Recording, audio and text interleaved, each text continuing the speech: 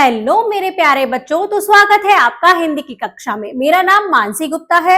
आज मैं आपको पढ़ाने वाली हूँ कक्षा 4 का पाठ 8, जिसका नाम है उत्तराधिकारी। और ये क्या है? एक कहानी है। आइए पढ़ते हैं ये प्यारी सी कहानी, जिससे हमें बहुत कुछ सीखने को मिलने वाला है। पहले हम पढ़ते हैं इसकी प्रस्तावना। प्रस्तावना क्या है? धनपत ने हरखू को बार बार पराजित करने की कोशिश की, मगर होशियार हरखू बार बार जीत गया। एक आदमी धनपत, उसने हरखू को हराने की कोशिश करी, लेकिन हरखू हर बार क्या हुआ? होशियार था तो वो जीत गया। अंत में जमींदार ने उसे अपना उत्तराधिकारी बना लिया। फिर क्या हुआ? जब वो इतना होशियार था तो जमींदार ने उसे अपना उत्तराधिकारी बना लिया। परिकल्पना क्या है इस कहानी की? बताना है आपको। अगर हरखू होशियार या चतुर ना होता तो उसका क्या होता? कहानी पढ़ने के बाद बताना है। अगर हरखू होशियार नहीं होता तो उसका क्या होता? उद्देश्य क्या है ये कहानी पढ़ने का? बुद्धिमत्ता, सामान्य व्यवहार तथा विशेष सूझबूझ का विकास करना। आइए पढ़ते हैं ये कहानी। किसी गांव में एक जमींदार रहता था, उसका नाम था धनपत। एक जमींदार था, उसका नाम क्या था? धनपत था। वह बहुत कंजूस था। कंजूस मतलब कम पैसे खर्च करता था, पैसों को बचा के रखता था ज्यादा। वह अपने यहाँ काम करने वालों को खूब सताता था। इतना कंजूस था कि उसको किसी को पैसे देना अच्छा नहीं लगता था, तो सबको खूब सताता था। जो भी उसके यहाँ काम पर आता, उससे वह पूरा महीना पूरी सख्ती से काम लेता, और जब वेतन देने का समय आता तो उसे ऐसे काम बताता कि वह उन्हें कर नहीं पाता। उसी की आड़ में वह उससे लड़ पड़ता और उनका वेतन हड़प लेता। क्या करता था कि पूरा महीना बहुत स्ट्रिक्ट होके मतलब सारा काम करवाता था, लेकिन जब आखिरी टाइम आता था पैसे देने का तो उनको बहुत मुश्किल काम बताता था और वो कर नहीं पाते थे। फिर उनका वेतन नहीं देता था, उनको पैसे नहीं देता था। एक समय ऐसा आया जब धनपत के घर के लोग काम करने से मना करने लगे। लोगों ने भूखा मरना पसंद किया, मगर उसके घर काम पर जाने के लिए राजी न हुए। मतलब जब सब उसको उसका व्यवहार पता चल गया तो सबने मना कर दिया। धनपत की अपनी कोई संतान नहीं थी, उनकी कोई अपने बच्चे नहीं थे। हारकर उसने मुनादी करवा दी कि जो भी मेरे यहाँ काम करने मुझे प्रसन्न कर देगा, उसे मैं अपना उत्तराधिकारी बना लूंगा।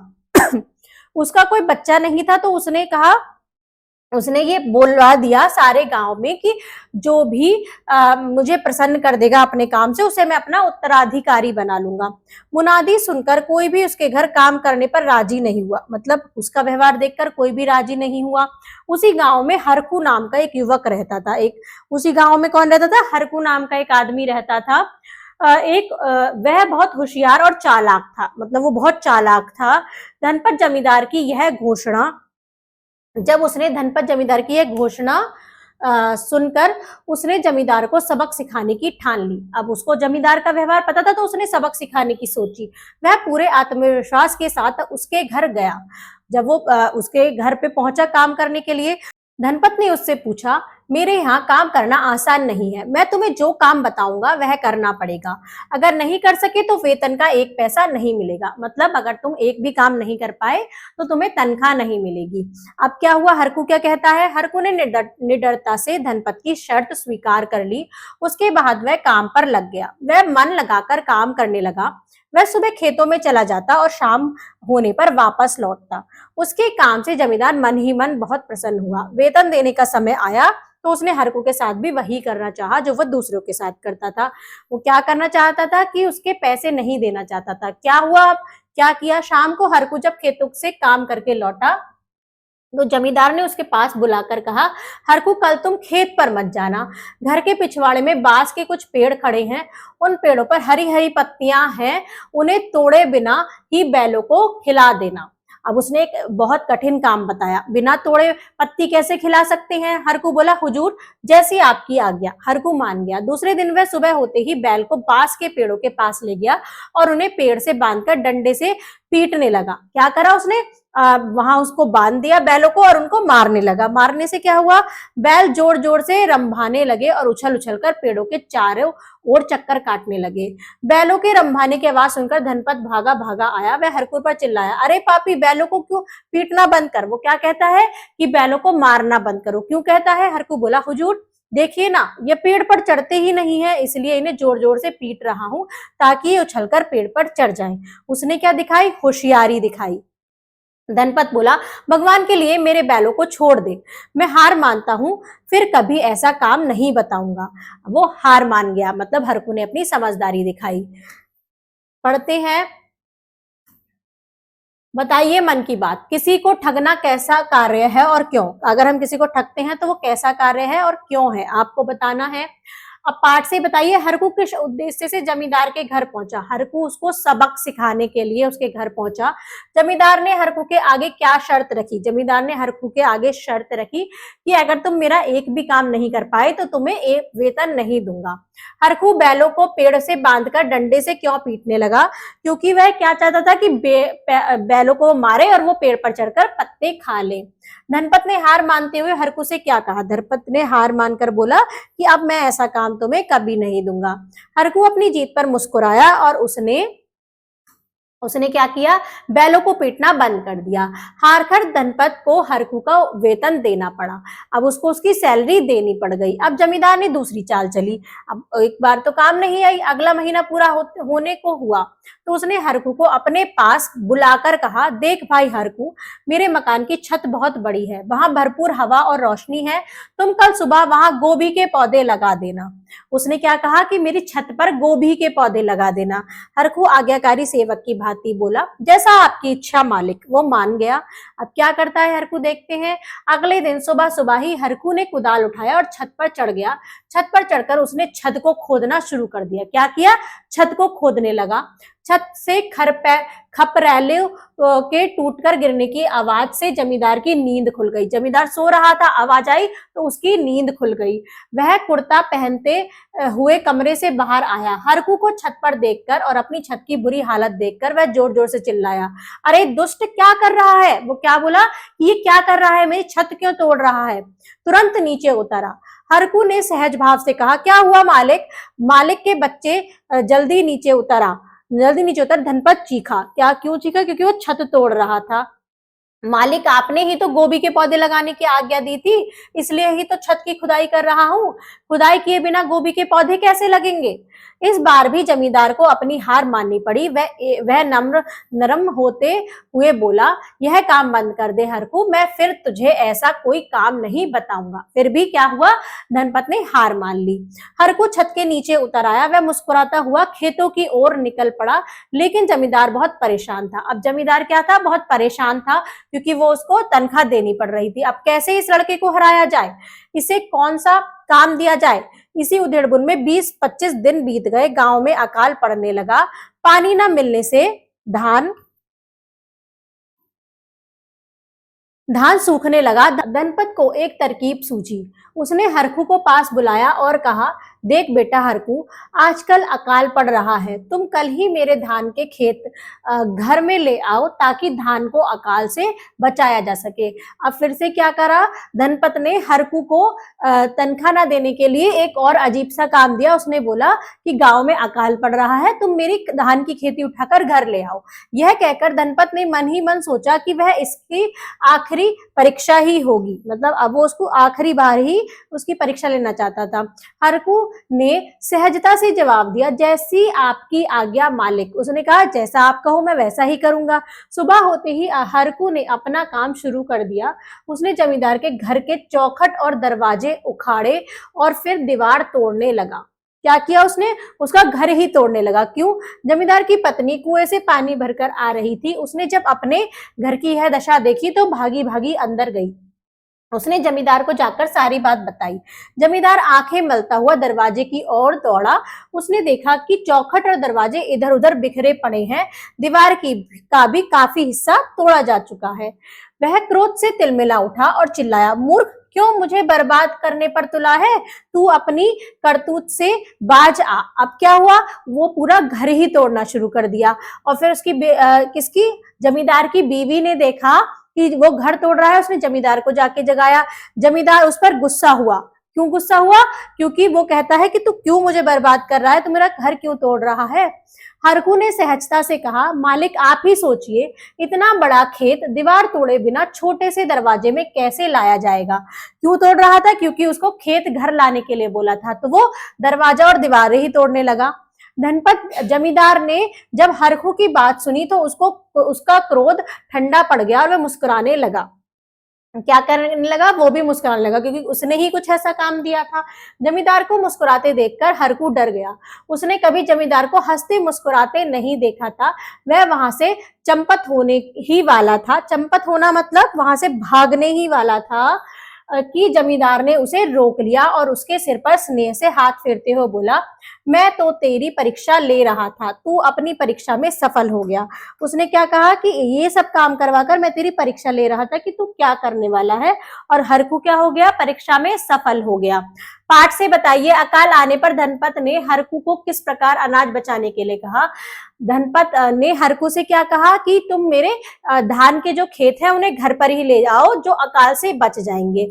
हरखू घर के दरवाजे को क्यों उखाड़ रहा था? क्योंकि हरखू क्या कह रहा था कि खेत तो इतना बड़ा है, अगर वो दरवाजे और दीवार नहीं तोड़ेगा तो खेत अंदर कैसे आएगा। जमींदार को मुस्कुराता देख हरखू क्यों भयभीत हो गया? क्योंकि उसने कभी जमींदार को हंसते मुस्कुराते देखा ही नहीं था। जब हरखू चंपत होने वाला था तो धनपत ने उसके सिर पर हाथ क्यों फेरा? क्योंकि जमींदार को समझ आ गया था कि हरखू बहुत समझदार है और उसने समझदारी से अपने सारे काम किए और वो परीक्षा में पास हो गया। आइए देखते हैं आगे क्या होता है।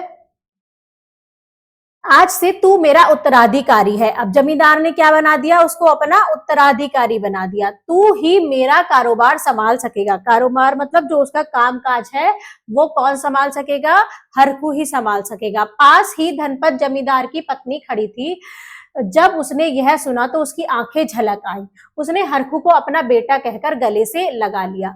क्या हुआ कि पास में क्या था? जमींदार की बीवी खड़ी थी और वो क्यों रोने लगी? क्योंकि उनके कोई अपनी संतान नहीं थी और जो उस परीक्षा में पास होने वाला था वो उसका उत्तराधिकारी बनने वाला था। तो उसने भी अपना हरखू को बेटा मान लिया, उसको गले से लगा लिया।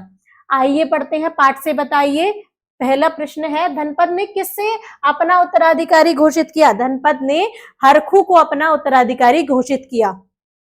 धनपत जमींदार की पत्नी की आंखें क्यों झलक आई? क्यों झलक आई? क्योंकि उसकी पत्नी ने सुन लिया था कि हरखू ही उत्तराधिकारी बनने वाला है, तो उसने अपना उसको बेटा मान लिया था।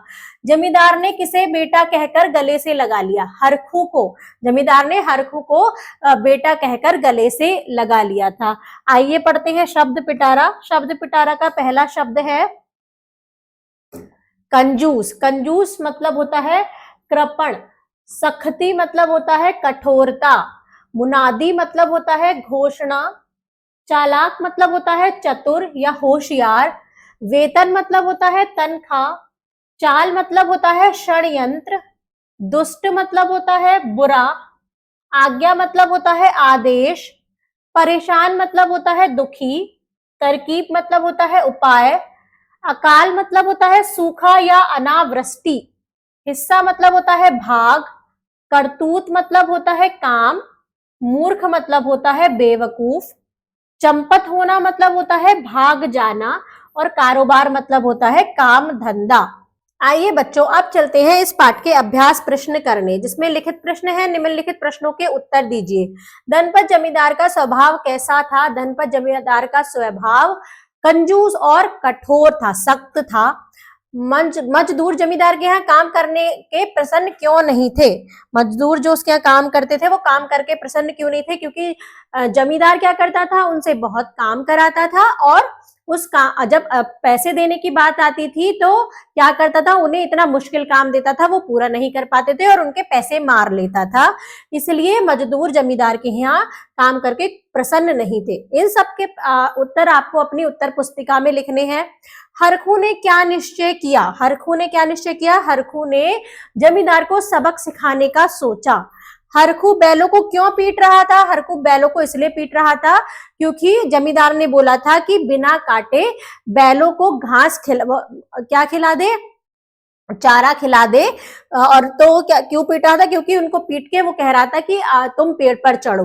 अंत में जमींदार ने हरखू के साथ क्या किया और क्यों? अंत में जमींदार ने हरखू को अपना उत्तराधिकारी बना दिया क्योंकि उसको उसकी समझदारी अच्छी लगी। जिस समझदारी से उसने काम किया उसको अच्छी लगी। आइए चलते हैं अगले प्रश्न पर। सही शब्द पर से खाली स्थान भरिए। वह बहुत कंजूस था। कैसा था? कंजूस। धनपत की कोई अपनी कोई क्या नहीं थी, संतान नहीं थी।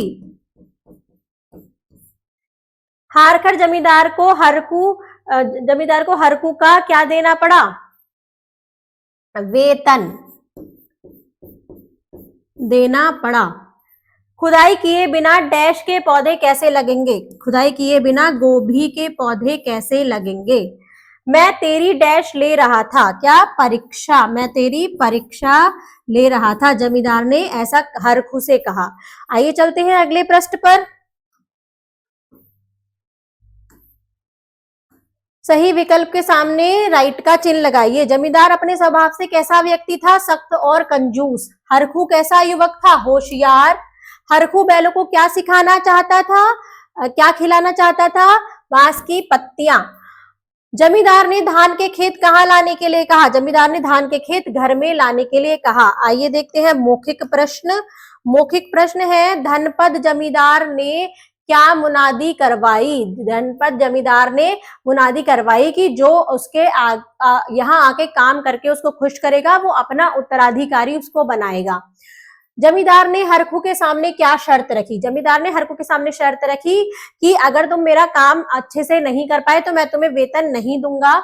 तो हरखू ने मान लिया। हरखू ने गोभी के पौधे लगाने के लिए क्या किया, हरखू ने गोभी के पौधे लगाने के लिए छत को खोदना शुरू कर दिया, छत को तोड़ना शुरू कर दिया। जमींदार ने हरखू को अंतिम बार क्या करने को कहा, जमींदार ने हरखू को अंतिम बार अपने धान के खेत घर में लाने के लिए कहा। आइए देखते हैं व्याकरण के प्रश्न, मिलान कीजिए। गांव, शहर, शक्ति, नरमी, प्रसन्न, अप्रसन्न, होशियार, बेवकूफ। आज्ञा, अवज्ञा, बांधना, खोलना, इच्छा, अनिच्छा, सफल, असफल। ये क्या है, ये शब्द विलोम शब्द है। अगला प्रश्न देखते हैं। अगला प्रश्न है, वर्ण विच्छेद कीजिए। ध आ न आ प आ त आ, धनपत। मा उ न आ द बड़ी ई, मुनादी। ह आ र आ आधा ख उ, हरखू। आधा स उ ब, आधा ब आ, आधा ह आ। सुबह, आधा च आ, आधा ल आ, आधा क आ। चालाक। आइए देखते हैं अगला प्रश्न। अगला प्रश्न है, कल्पना की कलम से। अगर हरखू की जगह तुम होते तो इस कहानी में क्या बदलाव आता, हरखू की जगह अगर आप होते तो आप किस तरीके से काम करते, आपको बताना है कल्पना करके। आइए चलते हैं अगले प्रश्न पर। अगला प्रश्न है रचनात्मक गतिविधियां, जिसमें पहला प्रश्न है, हरखू का चरित्र चित्रण करते हुए कुछ वाक्य लिखिए। हरखू का चरित्र चित्रण अपने शब्दों में बताना है और अपनी उत्तर पुस्तिका में अपने वाक्यों में लिखना है। अगला प्रश्न है, जमींदार की कौन सी विशेषता तुम्हें बुरी लगी और कौन सी भली, जमींदार का जो बिहेवियर था, जो नेचर था, उसमें तुम्हें कौन सी उसकी बातें अच्छी लगी और कौन सी बुरी लगी, आपको अपनी नोटबुक में लिखना है। अगला प्रश्न है, आदमी का आत्मविश्वास उसके किस काम आता है, एक अनुच्छेद लिखकर बताइए। एक अनुच्छेद लिखना है अपनी कॉपी में कि आदमी का जो आत्मविश्वास होता है उसके क्या काम में आता है। जैसे हरखू ने क्या करा, अपनी होशियारी से जमींदार को हरा दिया। अगला प्रश्न है, हरखू द्वारा बोला गया कोई संवाद अपनी खुद की भाषा में लिखिए। बताइए कि अगर आप उस बात को कहते तो किस प्रकार कहते। हरखू ने जितनी बात बोली उसको अपनी भाषा में लिखना है और आपको बताना है कि आप उसकी जगह होते तो कैसे बोलते, कैसे कहते उस बात को जमींदार से। सूझबूझ में देखते हैं, बुद्धि और होशियारी की सदा जय होती है, क्या आप बता सकते हैं कि कैसे, आपको बताना है। जो बंदा जो व्यक्ति क्या होता है, होशियार होता है और बुद्धि से काम लेता है, उसकी सदा जय होती है, क्यों। जीवन मूल्य देखते हैं बच्चों, साधारण काम करने में किसी प्रकार की खास कठिनाई नहीं होती है, मगर असाधारण अथवा बड़े काम करने में काफी कठिनाई का सामना करना पड़ता है। ऐसे काम केवल वही व्यक्ति कर पाते हैं जो बल से अधिक बुद्धि का प्रयोग करते हैं तथा साहस एवं आत्मविश्वास से भरे होते हैं। ऐसे व्यक्ति समस्याओं पर नहीं बल्कि उनके समाधान पर ध्यान देते हैं तथा अवश्य सफल होते हैं। अतः आप भी इन गुणों को महत्व दीजिए। क्या आप में हरखू जैसा कोई गुण है? आपको बताना है। जैसे हरखू में गुण है, क्या आप में भी ऐसा कोई गुण है? कड़ी जोड़ों में देखते हैं, भारत ने 1 मई 1923 को चेन्नई में मजदूर दिवस मनाना शुरू किया। इसे कामगार दिवस या कामगार दिन और अंतर्राष्ट्रीय श्रमिक दिवस के रूप में भी जाना जाता है। इस दिन को पहली बार लेबर किसान पार्टी ऑफ हिंदुस्तान द्वारा मनाया गया था और इसे देश में राष्ट्रीय अवकाश माना जाता है। मजदूर दिवस को मनाने का उद्देश्य लोगों को श्रमिकों और उनकी समस्याओं के प्रति जागरूक करना है। इस दिवस का मुख्य उद्देश्य है मजदूरों की उपलब्धियों का सम्मान करना, उनके योगदान की चर्चा करना और उनके अधिकारों के लिए आवाज बुलंद करना। तो बच्चों, इस पाठ में आपने सीखा कि कैसे हम होशियारी से, अपनी बुद्धि से किसी भी काम को अच्छे से कर सकते हैं और किसी की भी चालाकी में या उनकी बातों में नहीं आ सकते। धन्यवाद बच्चों।